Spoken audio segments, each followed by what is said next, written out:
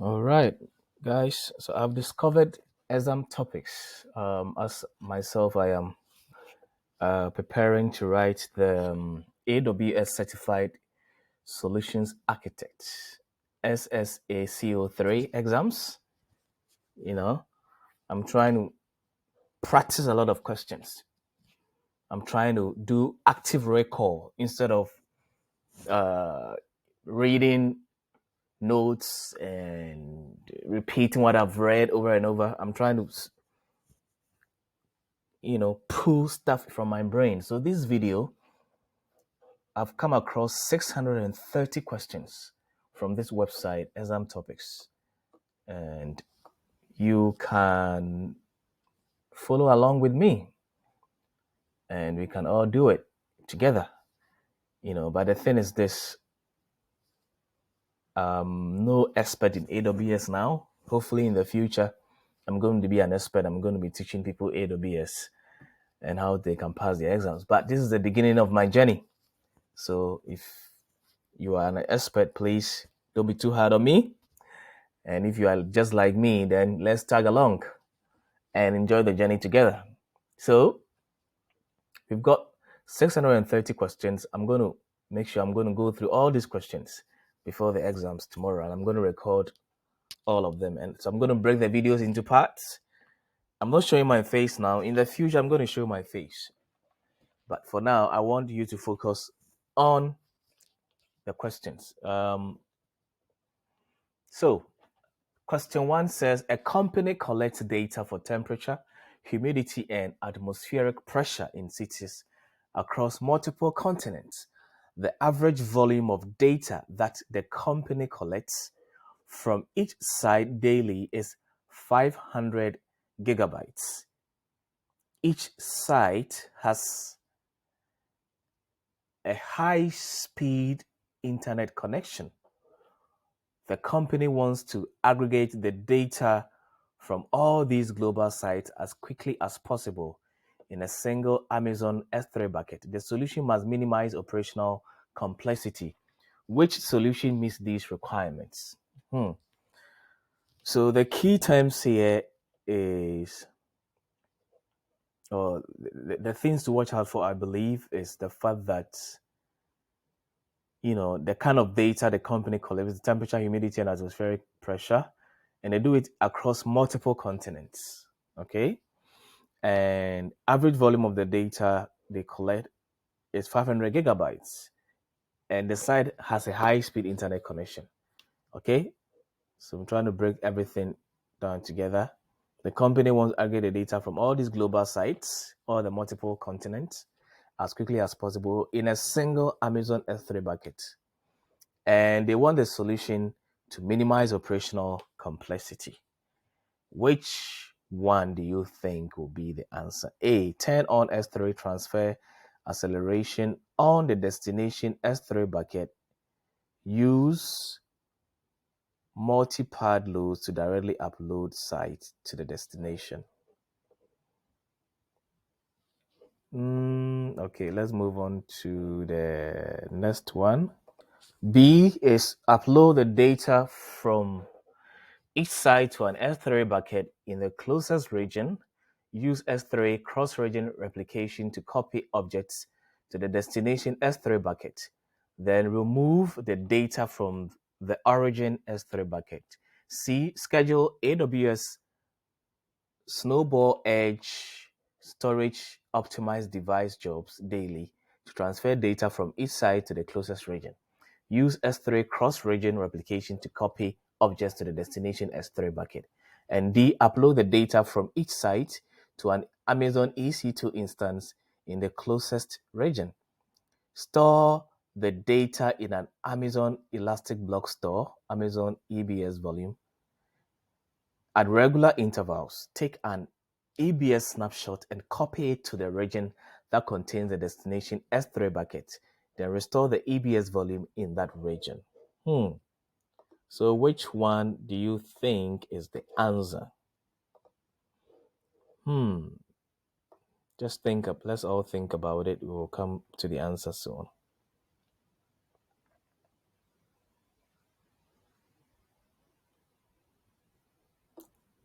Okay.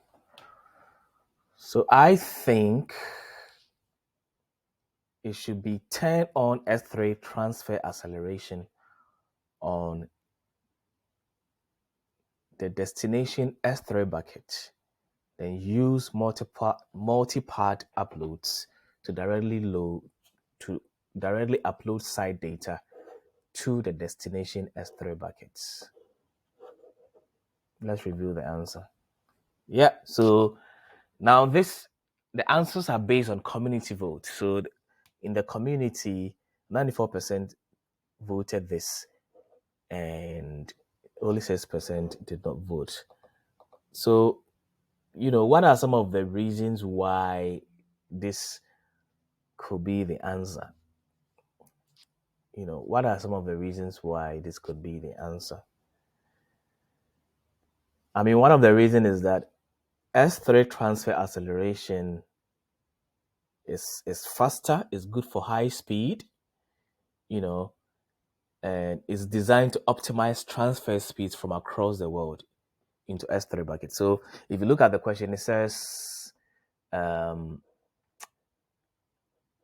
it's across continents, in multiple continents.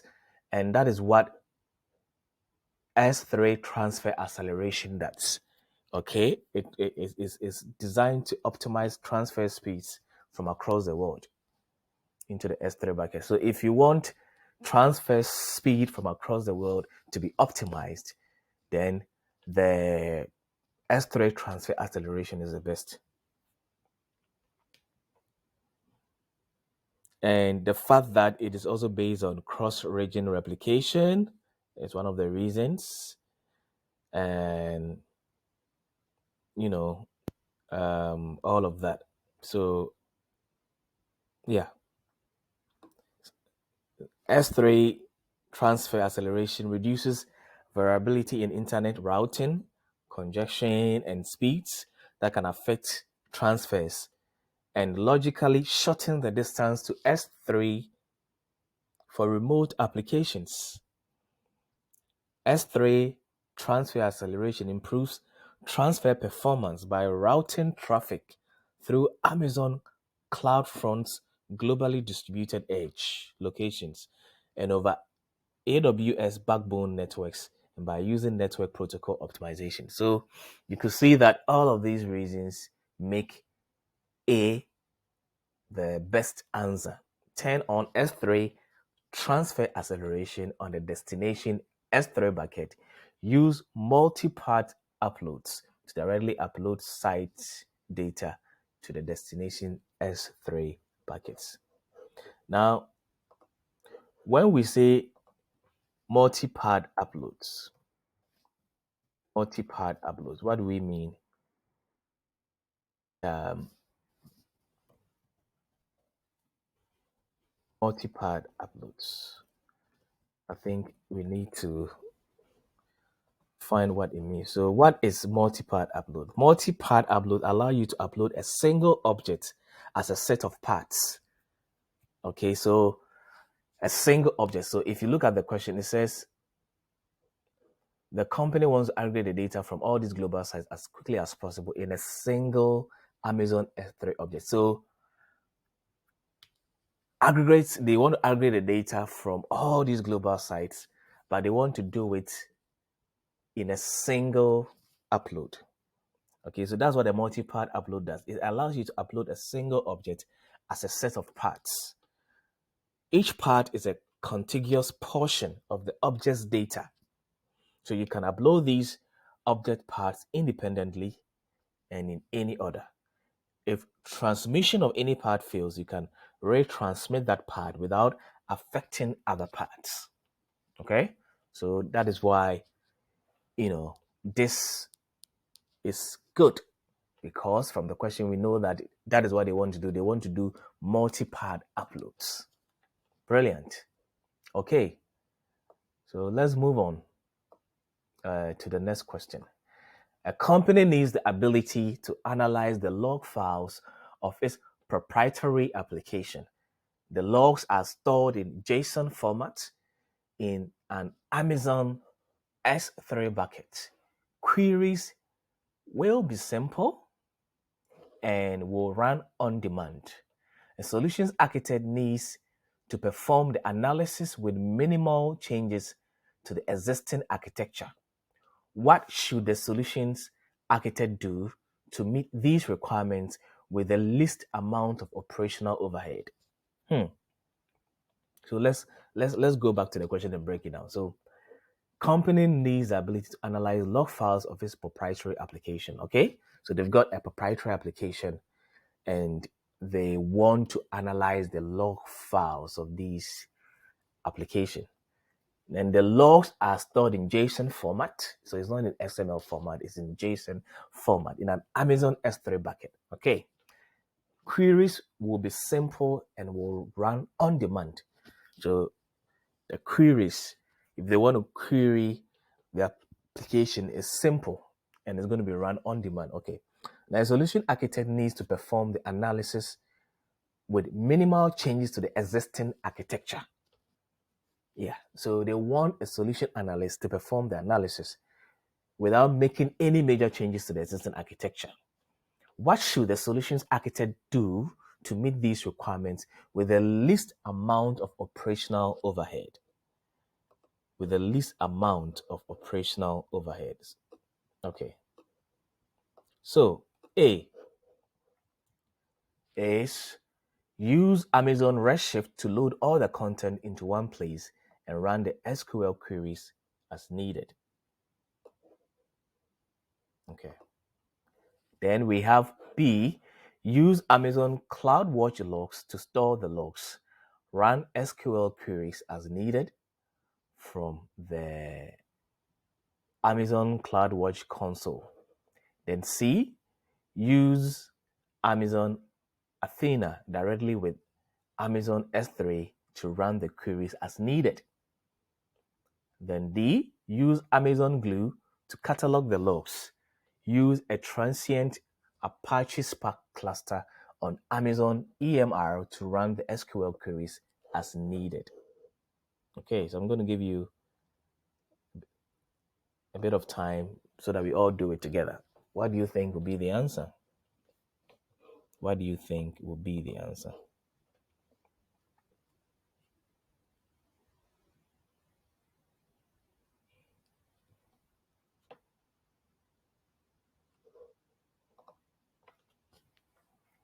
Okay, so I think the answer is going to be C. Use Amazon Athena directly with Amazon S3 to run the queries as needed. Yeah, and the community voted C 100%. Now, why is it C? Amazon Athena is an interactive query service that makes it easy to analyze data directly in Amazon's simple storage service, that is Amazon S3, using standard SQL. With a few actions in, the AWS management console, you can point Athena at your data stored in Amazon simple storage service, Amazon S3, and begin using standard SQL to run ad hoc queries and get results in seconds. Okay, so it is important to know some things here. It says the queries will be simple and will run on demand, and Athena helps you achieve exactly that. Okay, because it's an interactive query service that makes it easy to analyze data directly in Amazon S3. Okay, one of the requirements that they have to also meet was that they need to perform the analysis with minimal changes to the existing architecture. So you can run the queries without getting outside of the architecture, without getting outside of the Amazon simple storage service. That is Amazon S3 bucket. So it makes it, very, very, very good. It makes it a very, the best option to choose from among all of the options that we've got here. Yeah, so again, the keywords are the queries will be simple and will rerun on demand, and minimal changes to the existing architecture. So if you look at A, for instance, it says use Amazon Redshift to load all the content into one place and run the SQL queries as needed. Okay, now A is incorrect because we have to do two steps: load all the content to Redshift and run SQL query. This is not a simple query. We want things to be simple.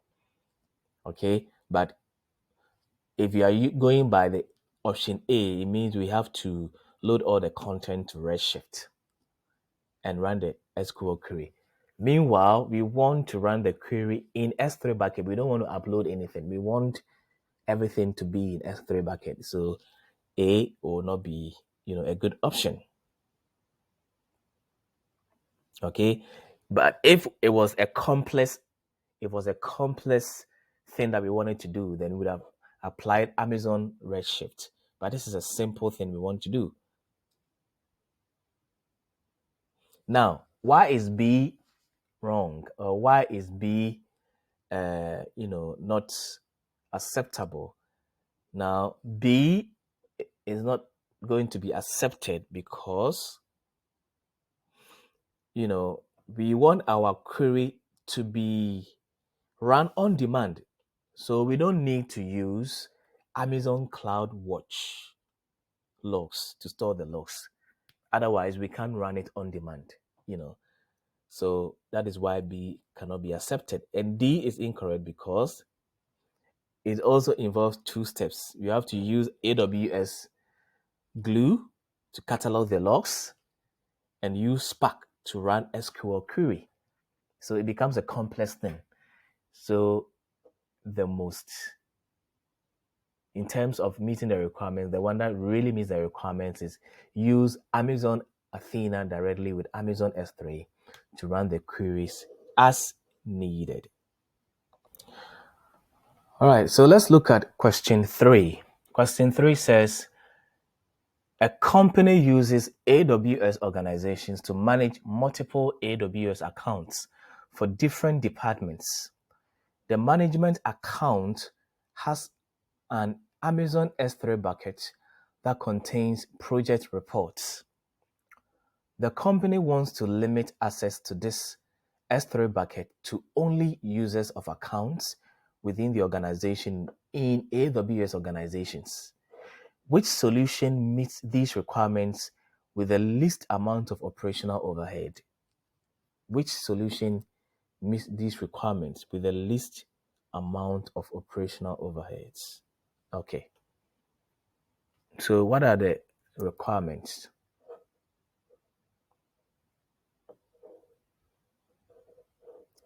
The fact that the organization manages multiple AWS accounts for different departments.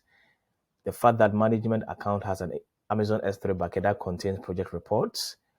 The fact that the company wants to limit access to this S3 bucket to only users of accounts within the organization in AWS in the AWS organizations. So about 3 requirements here. So let's look at the options. A, add the AWS principal org ID global condition key with a reference to the organization ID to the S3 bucket policy. B, create an organizational unit, OU, for each department. Add the AWS principal org paths global condition key to the S3 bucket policy. C, use AWS CloudTrail to monitor the create account, invite account to organization, leave organization, and remove account from organization events. Then update the S3 bucket policy accordingly. And D, tag each user that needs access to the S3 bucket. Then add the AWS principal tag global condition key to the S3 bucket. Okay, so if you look at A and D, we've got keyword here, condition key. So I believe a condition key is needed. And you've got B2, you've got condition key here.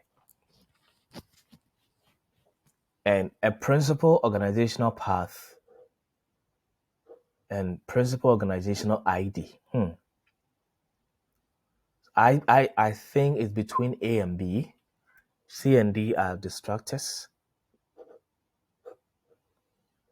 I will go for A. Let's see what it says. View the answer. Okay, the community voted 95% for A. Add the AWS principal org ID global condition key with a reference to the organization ID to the S3 bucket policy. Okay, now, why is option A, the solution that meets these requirements with the least amount of operational overhead? Now, the option A here suggests adding AWS principal org ID global condition key with a reference to the organization ID to the S3 bucket policy. Okay, and that is a valid solution to limit access to the S3 bucket to users within the organization in AWS organizations. Okay, because that is one of the requirements. The company wants to limit access to this S3 bucket to only users of accounts within the organization in AWS organization. So using adding the AWS principal org ID global condition key with a reference to the organization ID to the S3 bucket policy. So when you are creating the S3 bucket policy, when you add this to the S3 bucket policy, then it will limit access to only the S3 bucket users within the organization in AWS organizations. So this will achieve the desired access control, okay? And it restricts access to the S3 bucket based on the organization ID, okay? Ensuring that only users within the organization can access the bucket. Okay, so the organization ID, okay, make sure that only users who have access to the S3 bucket based on the organization ID can, access the content of the bucket. Now, this method is suitable if you want to restrict access at the organizational level rather than individual departments or organizational units. Okay. Now, the operational overhead for option A is also relatively low since it involves adding a global condition key to the S3 bucket policy. Okay. Some of these options may be good, but it doesn't offer a low or the least amount of operational overhead. Okay. But for option A is low because it just involves adding a global condition key to the S3 bucket policy. Okay. Now, when we say global condition key,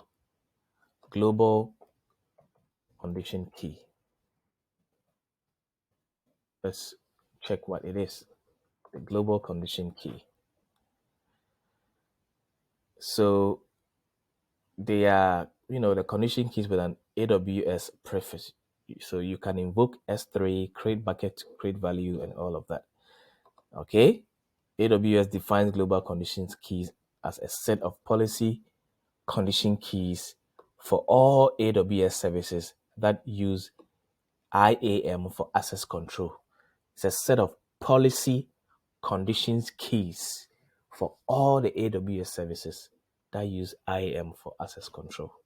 So those are what I mean by the condition key in AWS. Okay, so it provides a very good operational overhead.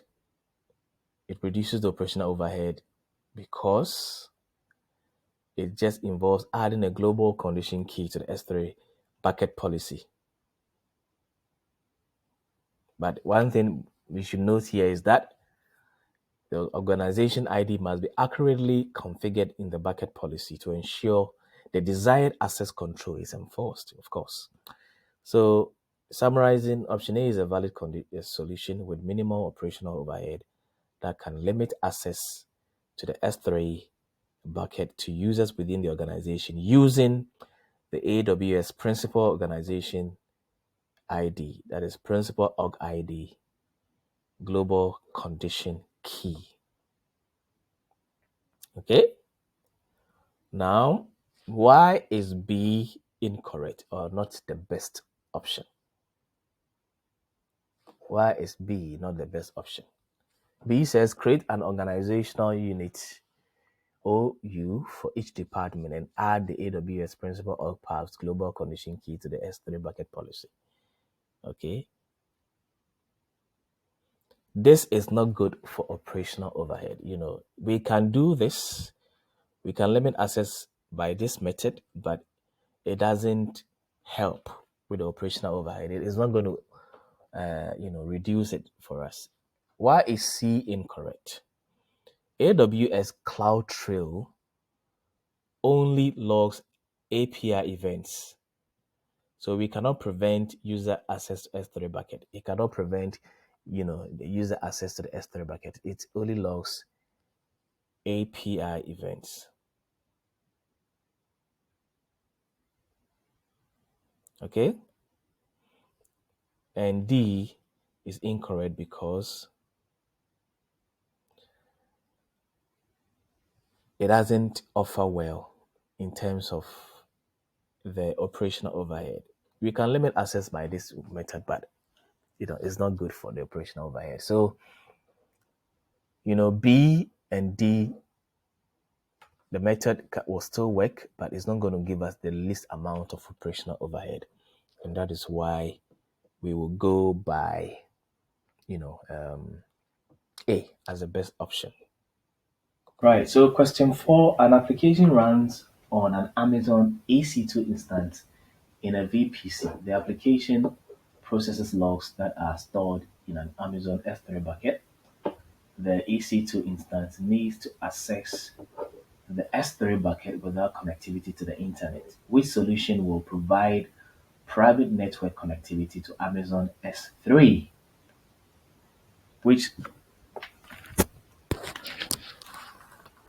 An application runs on an Amazon EC2 instance in a VPC. The application processes logs that are stored in an Amazon S3 bucket. The EC2 instance needs to access the S3 bucket without connectivity to the internet. Which solution will provide private network connectivity to Amazon S3? So A, create a gateway VPC endpoint to the S3 bucket. Then B, stream the logs to Amazon CloudWatch logs, export the logs to the S3 bucket. C, create an instance profile on Amazon EC2 to allow S3 access. And D, create an Amazon API Gateway API with a private link to access the S3 endpoint. Right. So let's look at something. It says EC2 in a VPC. Okay. And the EC2 needs to access the S3 bucket without connectivity to the internet. These are the keywords. And what they want is the solution that will provide private network connectivity to Amazon S3. The solution that will provide private network connectivity. So I believe that the answer will be A. Create a gateway VPC endpoint to the S3 bucket. Yeah, so the community voted for A 100%. All right, now, why is the answer A? It's quite obvious. Gateway VPC endpoint can connect to S3 bucket privately without additional cost. So that is why A is the answer, because even though it didn't say which solution will provide private network connectivity to Amazon S3 without any additional cost. Yeah, we will want to choose the solution that offers the least amount of cost, isn't it? So if gateway VPC endpoint can connect to S3 bucket privately without any additional cost, then it's the best solution. Now, why is B not the best solution? You can set up interface VPC endpoint for CloudWatch logs for private network from EC2 to CloudWatch. But from CloudWatch to S3 buckets, you've got to log data, can take up to 12 hours. Logging the data can take up to 12 hours to become available for export. And the requirement only need EC2 to S3. Okay? So going by this route is going to take too long. Okay? From CloudWatch to S3, it's going to take too long, basically. Then C is incorrect because if you create an instance profile, it will just grant access but not help EC to connect to S3 privately. Okay, it won't provide the private network connectivity that we require. That is why that is cannot be accepted. Then D cannot be accepted because API gateway, like the proxy, which receive network from outside, and it forward request to AWS Lambda, Amazon EC2, elastic load balancing products such as application load balancers or classic load balancers, Amazon DynamoDB, Amazon Kinesis, or any publicly available HTTPS-based endpoint, but not S3. Okay, so that is why D is incorrect. Right. So we're going to end on this video because my intention is not to make too long videos. We've got so many to go. So only 4 questions have been discussed in this video. See you in the next video. Thank you, and don't forget to subscribe to help promote the channel. Thanks. Bye.